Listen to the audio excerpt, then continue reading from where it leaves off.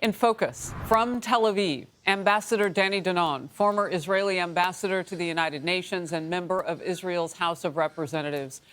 Thank you for being in focus today. First of all, I know you have been, throughout the course of things, in contact with hostage families. Tell me what you can share about those conversations and those who've gone free as well, whatever you know about them.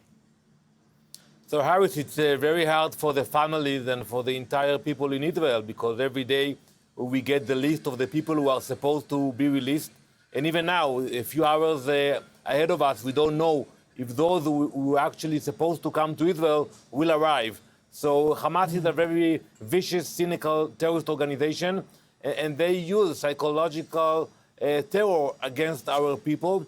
And also the families, we spoke with the families that were reunited, and we heard horrible testimonials about the way they were treated. Every night when you see the release, they look human because they escort the hostages to the car of the Red Cross. But that's a show. That's a show.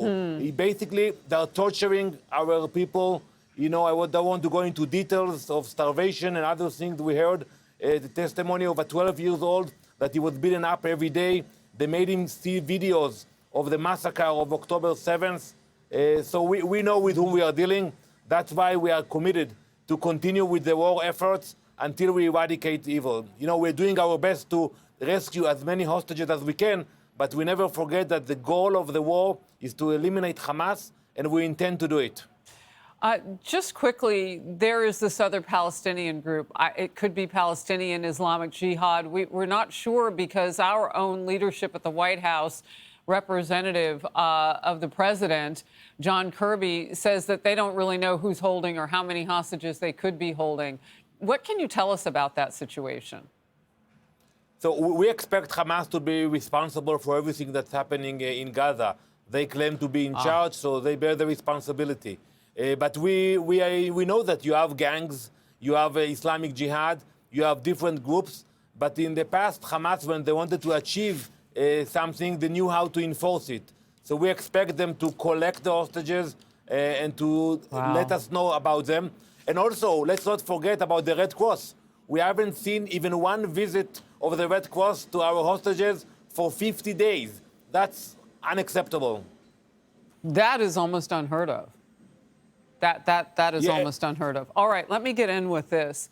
A bit of politics now. The progressive left of Democrats here in the United States is now calling for so-called conditions on whether and how the United States would help our top ally in the region, Israel.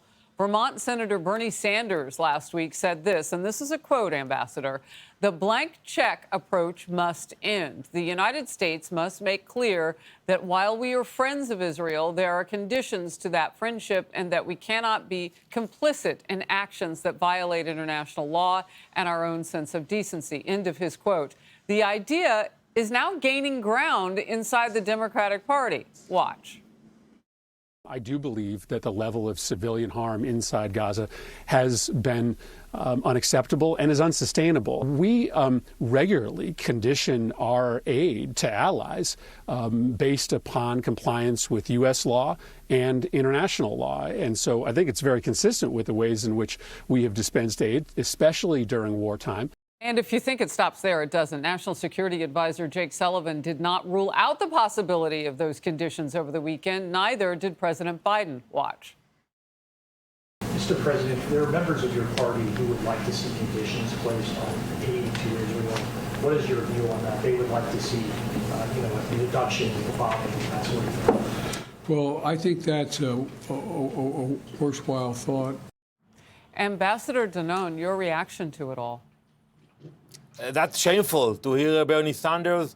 Maybe he should look back at what happened to us on October 7th to see the raping, the kidnapping, the massacre. We are still identifying the bodies of the people who were burned to death while they were alive with their families. So we don't accept that. We know that the majority of the American people stand with us, support us, pray for us every day, and we appreciate that.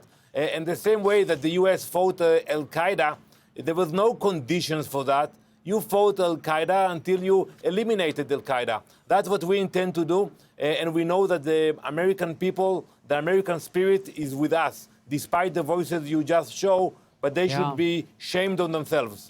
Yeah, it's interesting because some of those voices are sitting members on the Hill, Capitol Hill in Congress, and while the people may want one thing, those people on Capitol Hill are pulling the purse strings. I hear the indignation in your voice. It must be frustrating, but you know how many of us are praying with you. Ambassador, thank you very much. Thank you very much, Harris.